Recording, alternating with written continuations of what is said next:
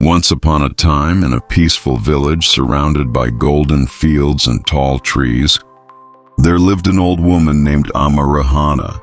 She was known by everyone, not for wealth, not for fame, but for her warm smile and the comfort she brought wherever she went.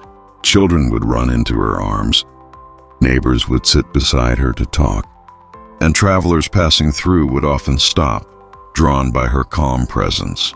She had a way of making the world feel lighter, even when it felt heavy. One afternoon, under the shade of the old neem tree, a young man from the village named Sami sat beside her. He had been struggling silently for weeks, his heart burdened, mind restless. He looked at Grandma, who was gently feeding birds and humming a soft tune. And then he asked Grandma, "Why are you always so happy? Even when others complain, even when things go wrong, you're still smiling. Don't you ever feel sad?"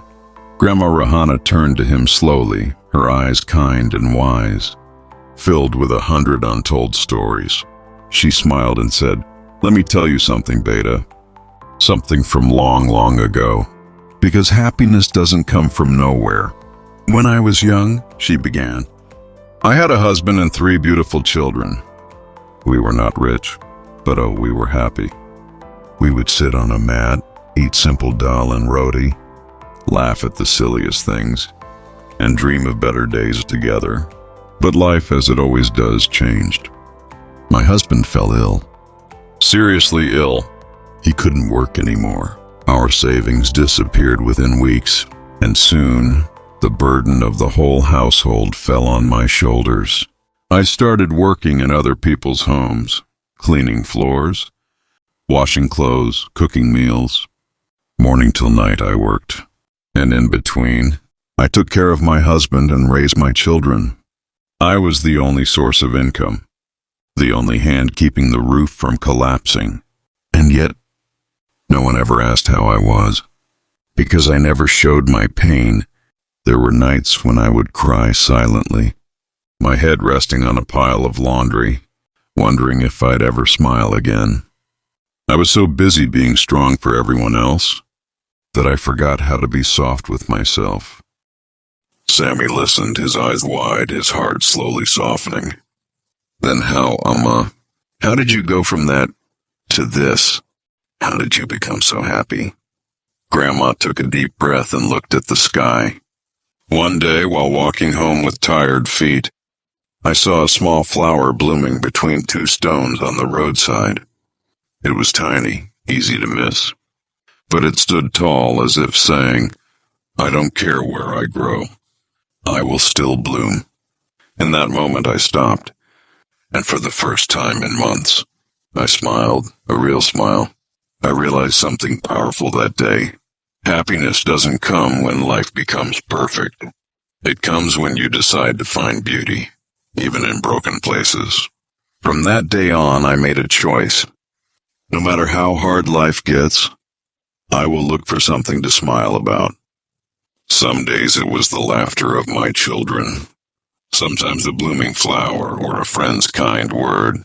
Even on the worst days, when there was no food in the house, when my husband was in pain, when my body ached from work, I searched for one small joy.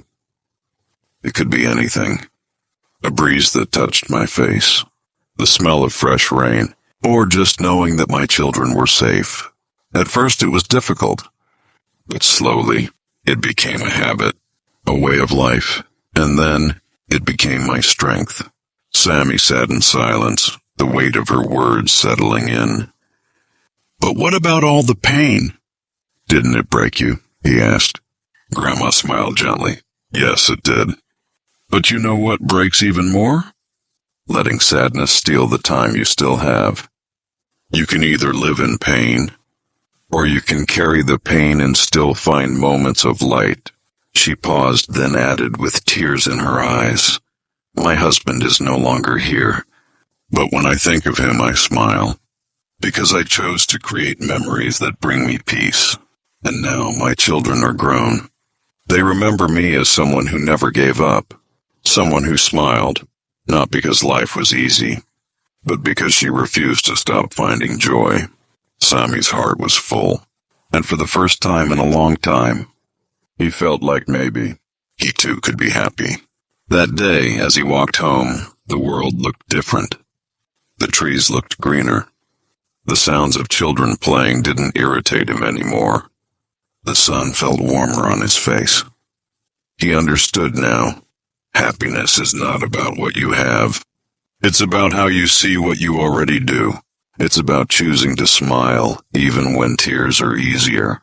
Years later, people in the village would say, "Sami bye. He's always so joyful." Just like Amarihana. Happiness is not something we find. It's something we choose. Even in suffering, even in loss, even in tired, lonely moments, there is always something to hold on to. A smile, a memory, a small flower growing between the rocks. We cannot control life's storms, but we can learn to dance in the rain.